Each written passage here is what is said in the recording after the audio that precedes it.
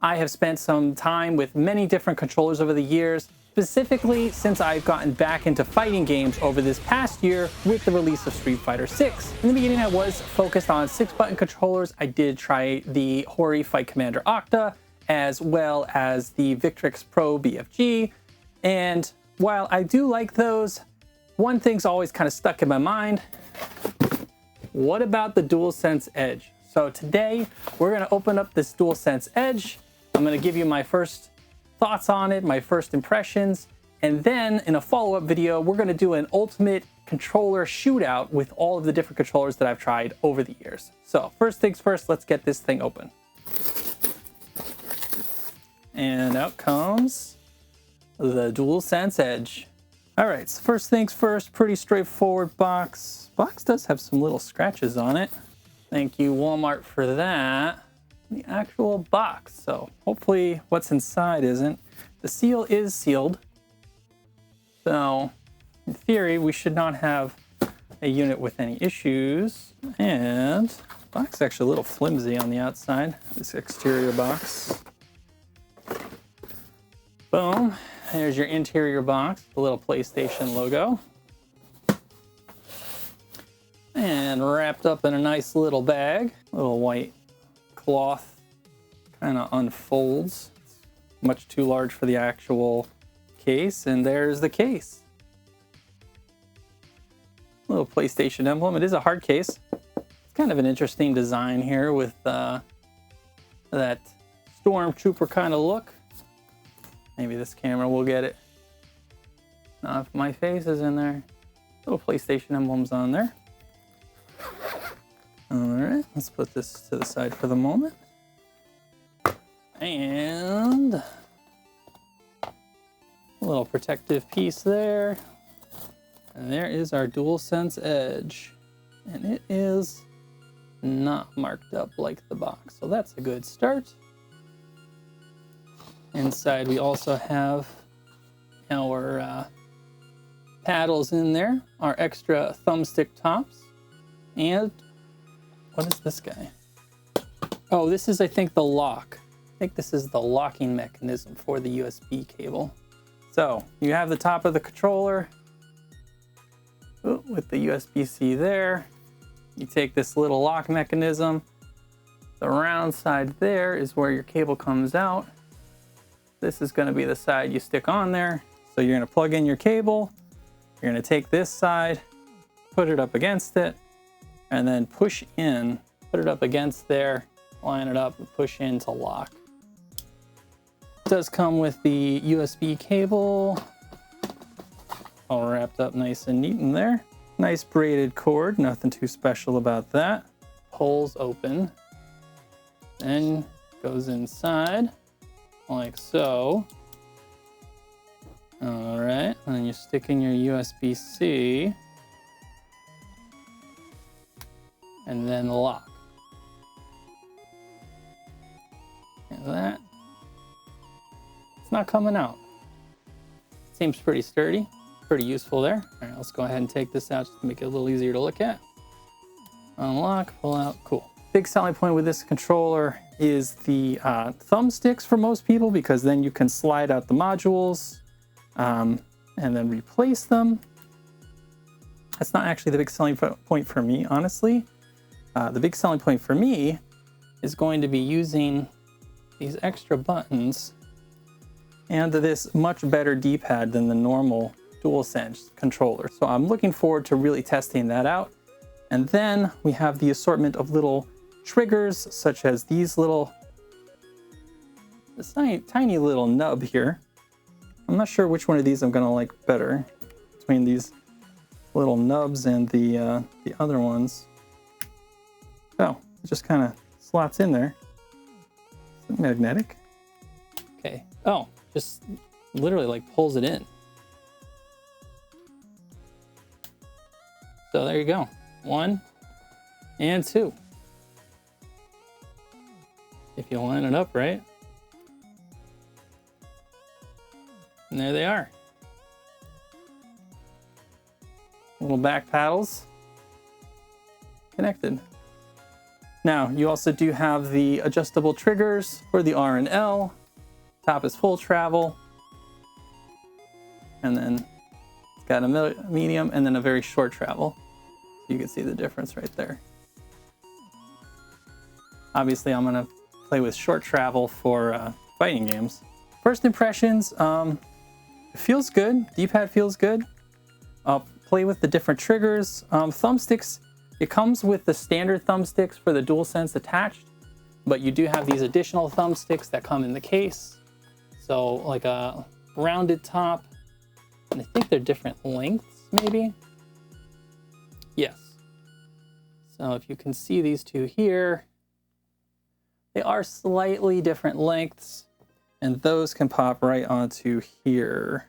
Nice little touch with the PlayStation button marks across the pad there. You can kind of see it in the reflection.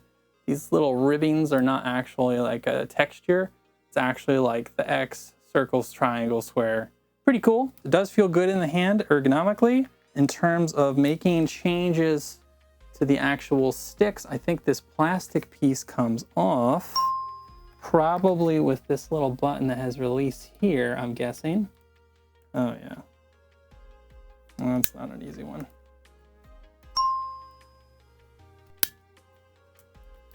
Felt it get loose. Now, someone with smaller fingers than me might be able to do this easier, but that is not one of my strengths, small fingers, let me tell you.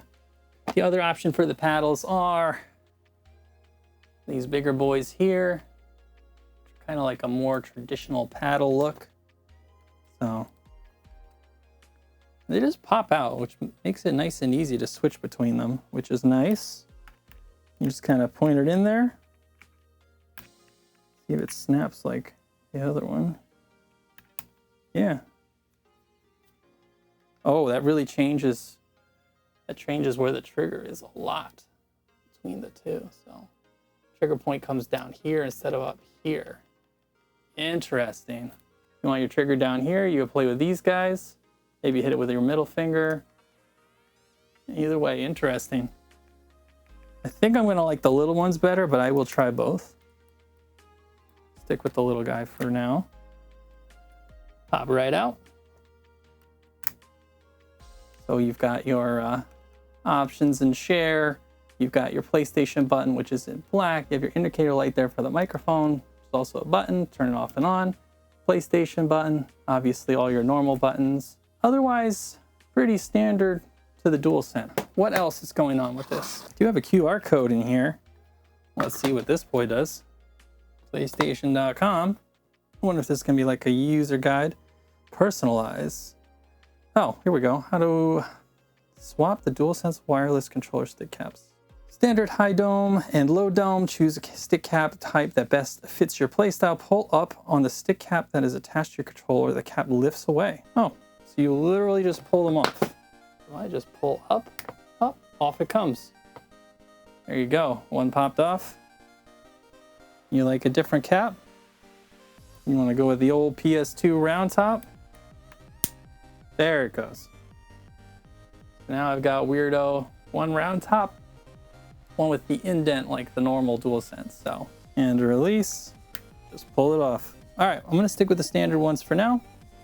That seems pretty darn simple. Just gotta line up the grooves and make sure you hear that snap. That snap means it's all the way in. Anything else in the packaging of note? Oh, we got something under here. Move this to the side. We have our booklet. I do actually have a booklet. Okay, so there you go. Dualsense Edge wireless controller. Talks about pairing, talks about the battery. One of the complaints that some reviewers had was that the battery life is not great. That hasn't been an issue with the normal Dualsense. We'll see if this is any different. And then obviously for fighting games, there's a good chance I'm going to be using it wired a lot of the time. Because input latency in fighting games is such a big deal, playing it wired is obviously going to be the best option. It has a much faster polling rate than even say like the high-end Xbox controllers, even the new Core ones, stuff like that. Those are like 50 hertz. This is like a lot higher than that. I don't know, 100, 200 hertz, something like that. Much higher number. So in theory, this should get even wirelessly this should get a lower input latency. So, all right, enough of the fluffing around with the packaging and the unboxing. Let me go give this actual controller a quick rundown, try it on a few games, and then I'll come back and give you my early reviews in terms of fighting games, but I'll try it in some others as well. One eternity later. I've now been using the Dualsense Edge for the better part of, I think, a week or so, and I have some thoughts on it. The first is that it's still not going to be my favorite for fighting games, at least 6-button fighting games. What I mean by that is fighting games that have light, medium, heavy, so 3 attack buttons for punch, 3 attack buttons for kick. This is not my favorite for it because there are situations where you want to do multiple punches, multiple kicks at the same time, and it's actually spaced pretty far apart, these buttons here, because this one only has the 4 face buttons, and then I'm using these 2. I really struggle with using my left hand to hit these while I'm doing motion inputs on the D-pad. Now, that being said, I love these little triggers. These things right here, I really, really like them. And I like them for a few reasons. One, they're super comfortable in the hand. So when you're holding them, it's really, really comfortable to just hold them like that. The other thing is they're really useful for many games. So one of the games I've been playing a lot is Elden Ring with the release of Shadow of the Erdtree. And one of the things I hate doing in a battle is switching with the D-pad. Usually you'll have your weapons on left and right. You don't switch them all that much unless you're using like a magic build or something, but up and down are items and spells. And to switch those, let's say you want to switch to your FP flask. Well, then you have to hit this, but the whole time your thumb is on this. It's on the left stick. So what you can do is you can bind these little buttons to be the up and down on the D-pad. So you want to switch, well, keep your thumb right there, just click that little trigger in the back. It's actually great for that. And I'm sure there are many uses in many other games, but I absolutely love these triggers.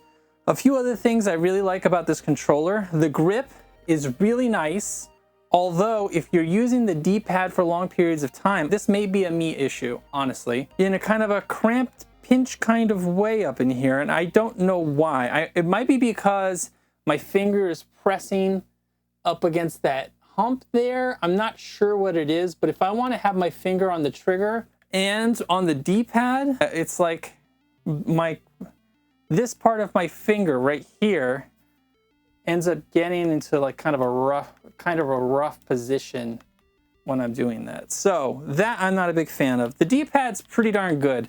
I actually think it's closer to the Dualsense D-pad than I originally thought. It's a little bit nicer feeling, a little more sturdy, and you get fewer missed inputs with it than the base Dualsense. So Dualsense Edge on the D-pad is better. It's not a huge difference. It's still very similar, but it is a better D-pad. The other thing that's really nice about this controller is the weight of it, the feel of it is much nicer than the regular one. They're both kind of on the hefty side, but there's something about the way your hand feels on the Dualsense Edge, along with having the adjustable triggers, that I really, really do like the Dualsense Edge. So where are we at? So Dualsense Edge will be my fighting gamepad for 4-button games like Mortal Kombat, like Tekken, like Guilty Gear Strive. But for the 6-button games, obviously Street Fighter 6, I will not be using this pad, but we'll do a little shootout comparison in another video with all of the different controllers that I have, and we'll see how Dualsense Edge stacks up. Now, it is very expensive, although Dualsense is also expensive. This is still, I think, in the $70, $80 range. And so this one, yeah, if you're buying it for full retail, 200 bucks, pretty darn expensive. Probably not worth the upgrade. The battery life does seem to be worse than Dualsense, although I will say that the way that I use my controllers is when I'm done with them, I have a little dock that I just sit them on, and it charges through the little charging that's on the bottom of the controller. So I am always charging my controller. It's either in my hand or it's on the controller charger. So I didn't have any issues with it because it charges very quickly, seemingly, from being on that.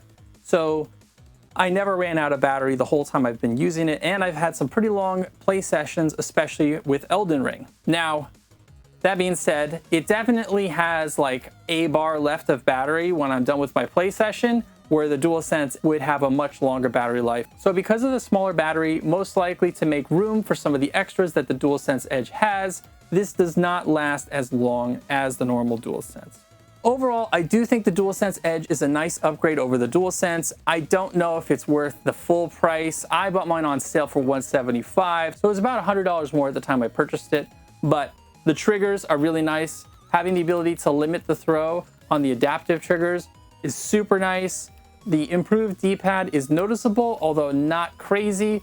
The grip is much nicer. So there are a lot of benefits to going with the Dualsense Edge. And if you're playing on your PlayStation a lot, this is definitely the controller to go with. Also, I probably should point out that in terms of fighting games, and including the 6-button game I mentioned, Street Fighter 6, EVO 2024 just happened, and the person who won EVO 2024, Punk to God, used the Dualsense Edge. So clearly it's at least good enough to win EVO in 2024, and it's certainly good enough to use for fighting games on your PS5 and stacks up well against any of your other options for a pad controller. But let me know in the comments down below, what do you think of the Dualsense Edge? And we will do the follow-up video to compare the Dualsense Edge and put it up against all of the other great controllers I've collected and use on a regular basis.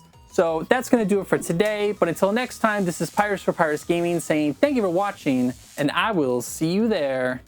Dualsense Edge, baby.